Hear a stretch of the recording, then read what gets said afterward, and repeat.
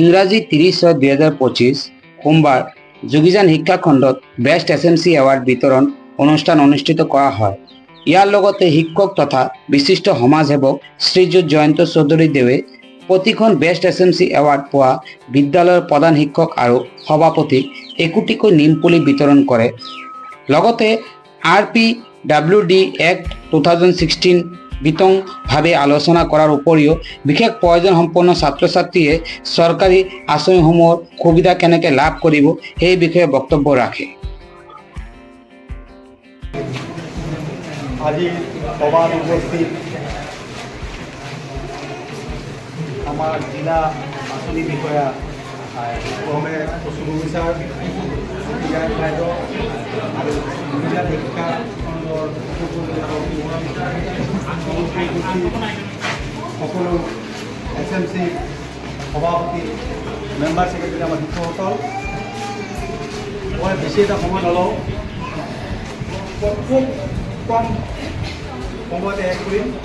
নহ'লে আপোনালোকে জানে আজি এটা ভাল দিন আমাৰ কাৰণে, কাৰণ সকলো SMC আজি এটা ভাল খুব মনত আনন্দ হৈছে এই বঁটাটো পাই।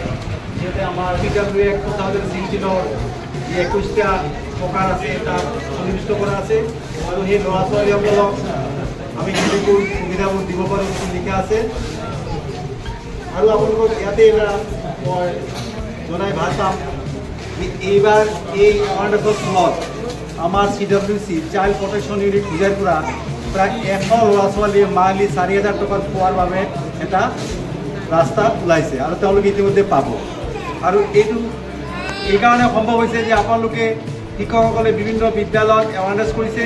যদি আমাৰ বিদ্যালয়বোৰত এনেকৈ CWSN ষ্টুডেণ্ট থাকে, ল'ৰা ছোৱালী থাকে আশে পাশে, আপোনালোকে CWC চিট কাইণ্ডলি পঠাব, আৰু তেওঁলোকৰ যদি আইডেণ্টি কাৰ্ড নাথাকে তেনেহ'লে আপোনালোকে জইণ্ট ডাইৰেক্টৰ হেল্থৰ যিটো ব্ৰাঞ্চ আছে তাত আপোনালোকে তেওঁলোকক পঠাব। তাত তেওঁলোকক এটা ডেট নিৰ্ধাৰণ কৰা হয়, আৰু সেই তাৰপিছত সিহঁতৰ ফাইনেন্সিয়েল এছিষ্টেণ্ট যিটো আমাৰ ব্লকতো আছে, ইয়াৰলি এইটো স্কট এলাউন্স আছে, আৰু লগতে তাৰ যিজন তেওঁলোকে মিলাই পেলাই বছৰে 6,000 পৰা 8,000লৈকে পায়। এই যোগাযোগ কমিউনিকেশ্যনৰ কাৰণে তেওঁলোকে এই পইচাটো নাপায়, বহুতে বঞ্চিত হয়। আৰু দেখা গৈছে যে কিছুমান ক্ষেত্ৰত কিছুমান চিভিয়াৰ বাচ্চা আছে, আৰু কিছুমান আমাৰ জেনেৰেল আপোনাৰ 40% বা 50% হ'লে আমি বাচ্চাবোৰ দেখিলে ধৰিব নোৱাৰোঁ, তেওঁলোকে আমাৰ নিচিনাই চলা ফিৰা কৰে, আৰু তেওঁলোকে এইবোৰ যোগাযোগ থাকে। কিন্তু যিবোৰ চিভিয়াৰ বাচ্চা তেওঁলোকে ওলাবলৈ টান পায় ঘৰৰ পৰা, তেওঁলোকে ভাবে যে এইবোৰ এটা কিবা এটা পাপৰ কাৰণে এইটো হৈছে, বা মানুহে বেয়া পাব, তেওঁলোকে লাজ পায়।